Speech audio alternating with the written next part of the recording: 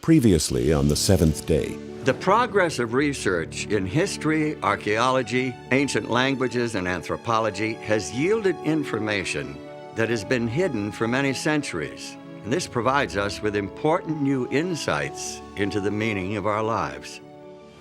Some supercalculating intellect must have designed the properties of the carbon atom. Otherwise, the chance of my finding such an atom through the blind forces of nature would be utterly minuscule. Darwin's observations and conclusions would revolutionize the conventional view of origins. Now, perhaps some of us have been too quick to discard this old book as an irrelevant collection of useless fables and legends, traditions. He warned the people that their city was to be destroyed, their temple destroyed, and that they would be carried away to Babylon to serve the king of Babylon. 70 years. Nobody listened. And they burnt them as they were in the caves, because they were not willing to break in upon the honor they owed the Sabbath, even in such distresses. By healing the man with the withered hand, Jesus showed the true spirit of the Sabbath. He rejected the rabbis' rules. He kept the Sabbath as taught in the ancient Hebrew scriptures. Titus laid siege to the city, and finally in 70 AD, the Roman army broke through the defenses, ravaged the city, and completely destroyed the temple. And now, part 4 of the seventh day, Revelations from the Lost Pages of History.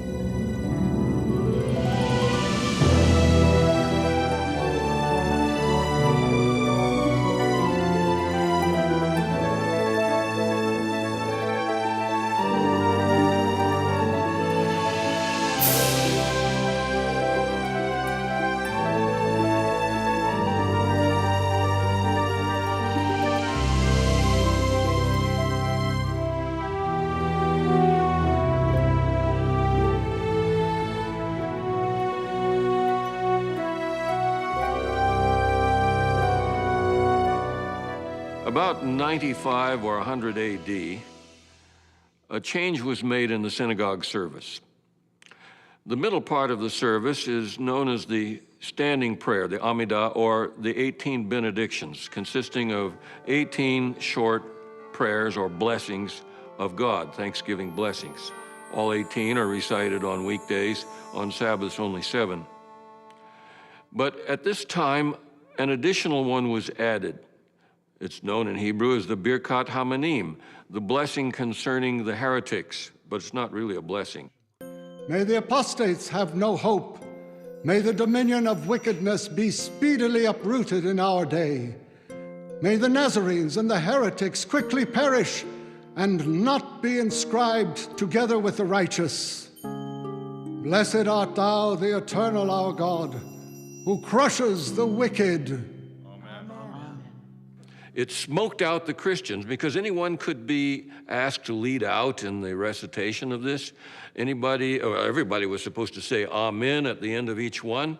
And this made it very uncomfortable, in fact, impossible for Christians to participate in the Pharisee-led synagogue service from that time onward. The evidence of this synagogue prayer helped sharpen our picture of first-century Christians. It's clear that they were keeping the Sabbath right along with their Jewish brothers. So now the Jews were becoming less tolerant of Christians, but Christians themselves were beginning to question the value of their connection to Judaism. In the early church literature, Christians are really desperate to separate from Judaism and to distinguish themselves. As a result, there is the appearance of a great deal of anti-Judaism or anti-Semitism. Some of it is invective, nasty comments about Jews. Some of it is pushing away from what they saw as Old Testament religion. There were practical reasons for the Christians to distance themselves from the Jews. No doubt they were swept up in the current of anti-Jewish sentiment, not surprising given the level of conflict between Jews and the Roman Empire at the time. Although the Jews were scattered throughout the Mediterranean region and beyond, many of them still dreamed of a great Jewish nation and ultimate victory over their enemies. And in North Africa, around 115 AD, these dreams flared into violence. The Jews in the region of Cyrene had put a certain Andreas at their head and were destroying both the Romans and the Greeks. Many they sawed in two from the head downwards. Others they gave to the wild beasts, and still others they forced to fight as gladiators. In all, 220,000 persons perished. In Egypt, too, they perpetrated many similar outrages, and in Cyprus. Dio Cassius. A few years later, in 132, Jewish opposition to imperial authority exploded into another violent revolt. This time, it was in Jerusalem. The leader of the Jews at this time was a man by the name of Bar Kokhba, which signifies a star, who possessed the character of a robber and a murderer, but nevertheless, relying upon his name, boasted to them as if they were slaves that he possessed wonderful powers. And he pretended that he was a star that had come down to them out of the heaven to bring them light in the midst of their misfortunes.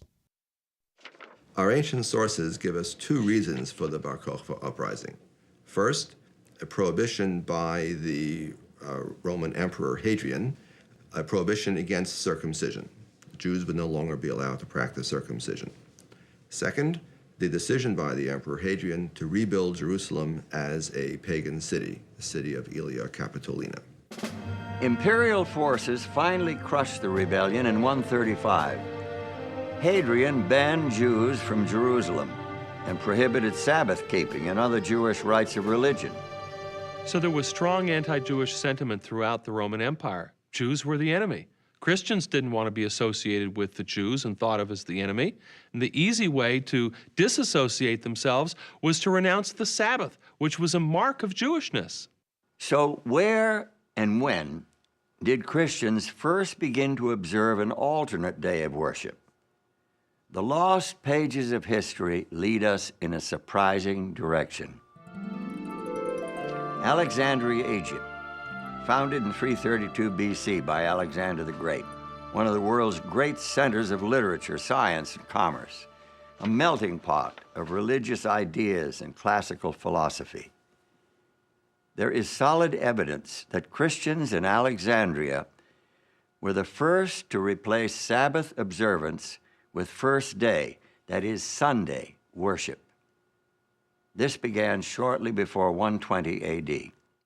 One of the first documents that we find pointing to Christian keeping of Sunday is the so-called Epistle of Barnabas. Now, it is not the real Barnabas that we read about in the New Testament in the book of Acts. This is pseudo-Barnabas. It's a pseudepigraphon.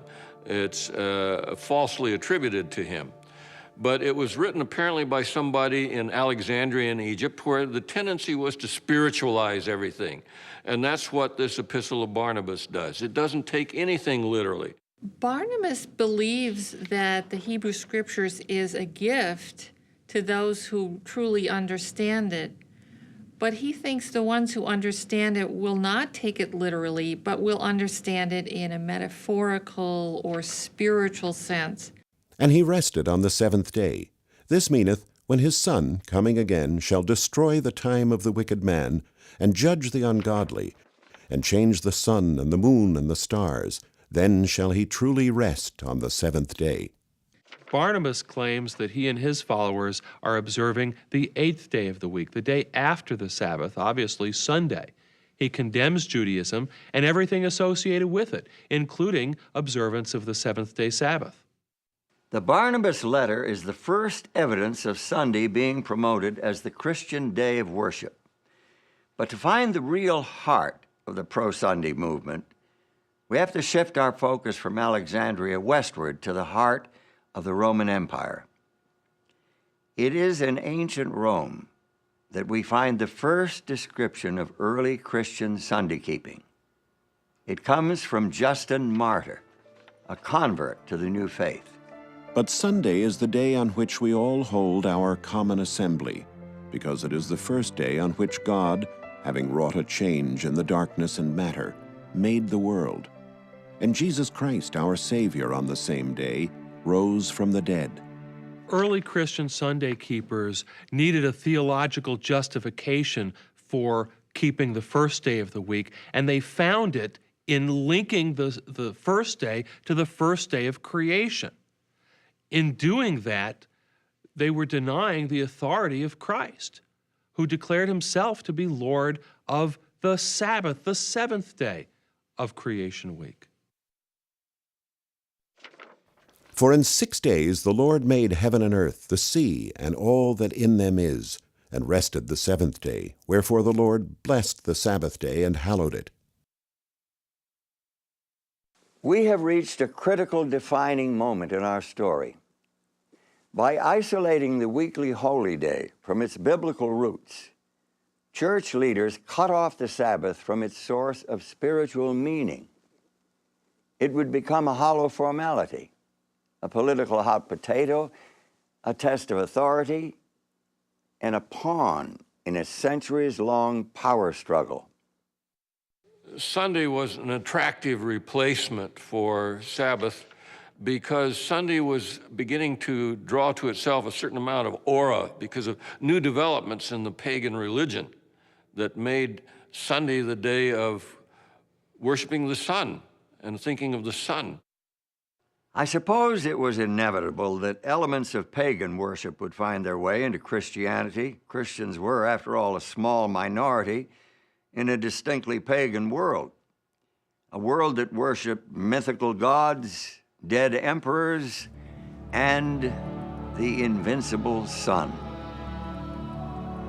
Historians commonly date the beginning of the Roman Empire as 31 BC. That's when Octavian defeated the forces of Antony and Cleopatra and came back to Rome to rule as the first Caesar, Caesar Augustus. And it was at that time that he shipped back to Rome 2 great obelisks. One of those he set up in the Circus Maximus. You know, it was not only that it was dedicated to the sun god, but it was also a very visible sign that Rome had conquered Egypt, that the dedication on it said, Caesar Augustus dedicates this as a gift to the sun, but it also says, because Egypt has been conquered. And so the people who came to the Circus Maximus to watch the games could see not only this dedication to the sun, but also the realization that the Roman sun god had prevailed over the Egyptian sun god.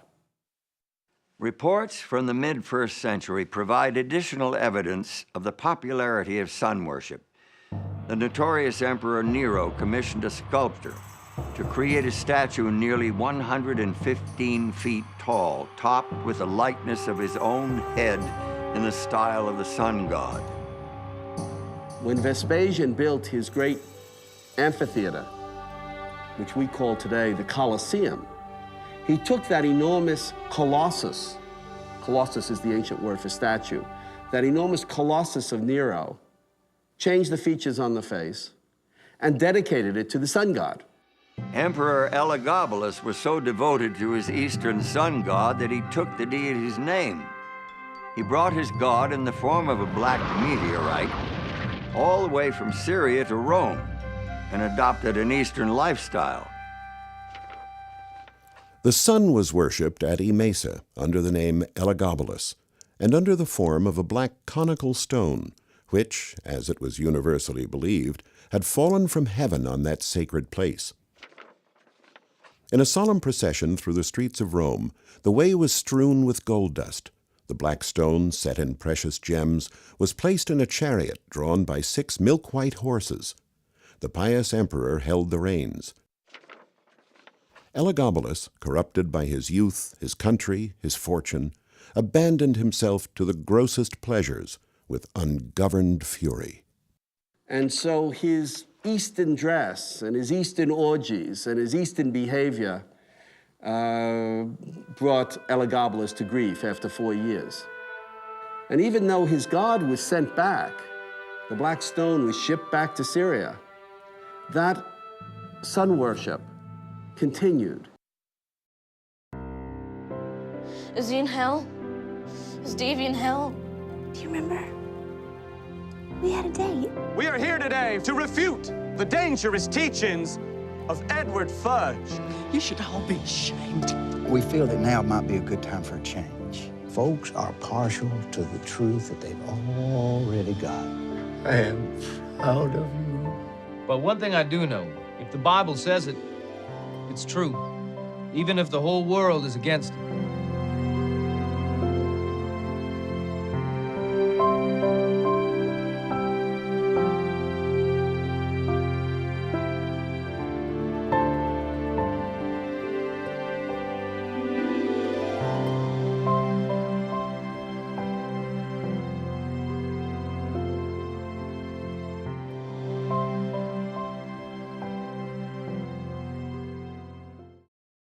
These people need to wake up to the fact that their Sabbath is simply out of place in today's world. Their interpretation of the Sabbath is far too literal. Surely God will be happy with 1 day in 7. If this thing comes, it will smash your church in 10 years. So I pay little heed to the opposition from the rabbis and their allies. They're desperately trying to maintain useless traditions and customs. If anyone suffered hardship because of the new calendar, it would be due to a continual refusal to conform to the preference of the majority. This is the argument used by tyrants of the past to justify their infamous persecutions.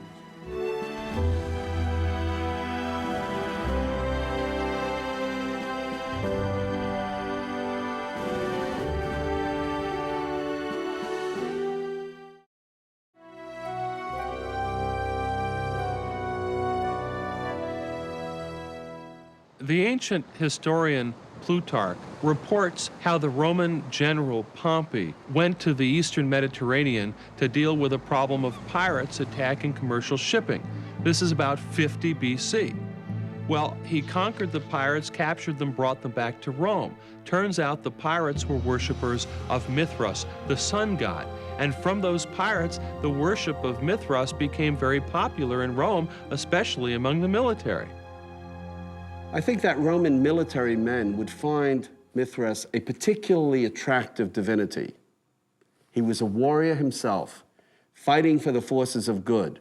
It was a hierarchical religion, and one could progress from grade to grade. There were 7 grades of Mithraism, much like in an army. And thirdly, it was a religion of brotherhood and fellowship. They would meet together not only to worship their god, but to eat a meal in common. We hear about Roman soldiers having come back from the east who pray at dawn, facing the east, facing the sun. And this is when we begin to get in Rome a mention of Deus Sol Invictus. That is to say, the unconquerable sun god. Unconquerable because the night tries to conquer the sun in each 24-hour period. But at dawn, the sun has survived. The sun has vanquished the night. The importance of sun-worshipping cults in the Roman Empire is shown during the reign of Aurelian, who was emperor from 270 to 275 AD. He established a state religion that included the worship of both the emperor and Sol Invictus, the invincible sun. He tried to unify all religions under the sun god. Diocletian, who came to power in 284, was also devoted to the sun god. He maintained Aurelian's principle of a state religion and even declared himself to be a god. Eventually, he ordered the persecution of Christians. To some Christian leaders, it made sense to take advantage of the popularity of Sunday, especially since Sunday observance would make Christianity more attractive to the pagans, who already worshiped the sun on that day. For example, the Roman Emperor Constantine was, like Aurelian and Diocletian before him, a worshiper of the sun. He was the first emperor to profess belief in Christianity. It was during a crusade against his rivals that he was supposedly converted to Christianity. Sympathetic biographers claim that before a climactic battle near Rome, Constantine saw a vision of a flaming cross in the sky. He credited this vision with his subsequent victory and declared himself to be a Christian. Historians debate whether or not Constantine's conversion was genuine, since he maintained his pagan superstitions throughout much of his reign. He consented to baptism only as he lay on his deathbed. Still, his reign did mark a dramatic turning point in the history of Christianity. In 313, with the agreement of his co-emperor Licinius, he effectively legalized the Christian religion. The reign of Constantine the Great forms one of the epochs in the history of the world. It is the era of the dissolution of the Roman Empire, the commencement, or rather consolidation, of a kind of Eastern despotism with a new capital, a new constitution, and finally, a new religion. Was Constantine converted to Christianity, or was it the other way around? Who knows? But what's important to us today is that what emerged was a different kind of church, a different kind of state. In fact, the two were so blended together, it was hard to see where one ended and the other began. It seems that Constantine's personal religion was a mixture of Mithraic sun worship and Christianity.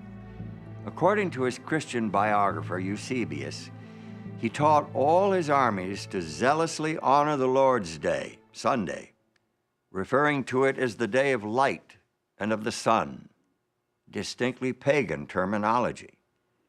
Take a look at this passage from his famous Sunday Law of AD 321. On the venerable day of the sun, let the magistrates and people residing in cities rest, and let all workshops be closed. In the country, however, persons engaged in agriculture may freely and lawfully continue their pursuits. The first law requiring people to celebrate on Sunday and rest on Sunday was a law promulgated by the Emperor Constantine in the year 321. And he does it without any reference to Christian theology or Christian ideas. He says to abstain from labor on the venerable day of the sun, which is an allusion to the fact that sun was becoming more and more the object of worship. So the first Sunday law requiring people to keep Sunday had no Christian flavor at all. Although Constantine promoted Christianity and built many, many Christian churches, he closed very few pagan temples. And we have a Roman calendar from the year 354. That's about 17 years after the death of Constantine, which has 4 separate festivals each year to the sun god. It shows that the sun god survived not only Constantine, but into the reigns of his immediate successors.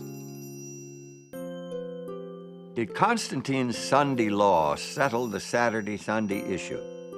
Not according to the records from the ancient city of Laodicea, where church leaders met near the middle of the 4th century. The church council at Laodicea dealt specifically with the issue of what scriptures, if any, should be read at Sabbath services. The Gospels are to be read on the Sabbath, that is, Saturday, with the other scriptures. The fact that the council addressed this issue is irrefutable proof that Christian church members were still attending worship services on the seventh-day Sabbath. Remember, this is more than 300 years after Christ. But there's more. Christians must not Judaize by resting on the Sabbath, but must work on that day, rather honoring the Lord's Day, and if they can, resting then as Christians. But if any shall be found to be Judaizers, let them be anathema from Christ. What did the council mean by Judaizers? Judaizers were those Christians who did not work on Sabbath, like the Jews. Church leaders wanted everyone to work on Sabbath and to refrain from work on the first day of the week, which they now called the Lord's Day. And this was consistent with the Sunday law enacted by the Emperor Constantine. In spite of the popularity of sun worship and the Sunday laws of emperors, many Christians continued to worship on the seventh-day Sabbath. In fact, Christian churches that abandoned the Sabbath were in the minority. For although almost all churches throughout the world celebrate the sacred mysteries on the Sabbath of every week, yet the Christians of Alexandria and at Rome, on account of some ancient tradition, have ceased to do this. Without question, Christians were still observing the seventh-day Sabbath clear down in the second half of the 4th century.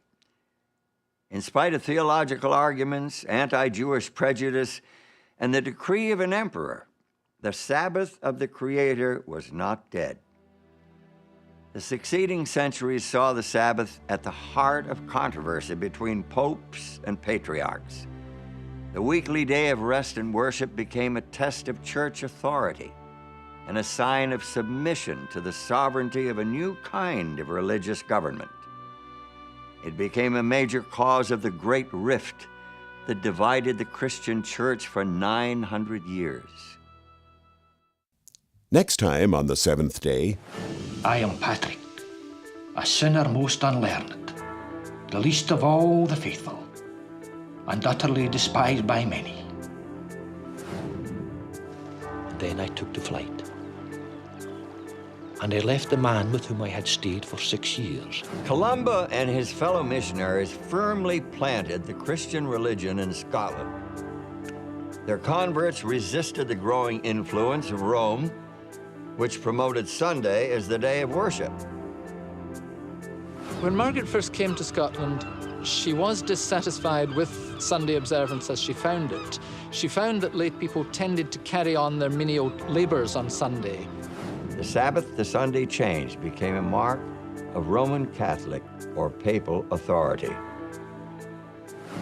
Marcion wanted to discredit the Sabbath because it was an image of creation. For him, creation was an evil deed of an evil God, the God of the Old Testament. In 602, Pope Gregory identified Sabbath keepers with the Antichrist. He called them Judaizers because of their determination to observe the seventh day as a day for rest and worship. Sabbath was a day of feasting. In fact, to fast on the Sabbath meant to break the Sabbath. And so this was another way of distancing Christianity from Judaism.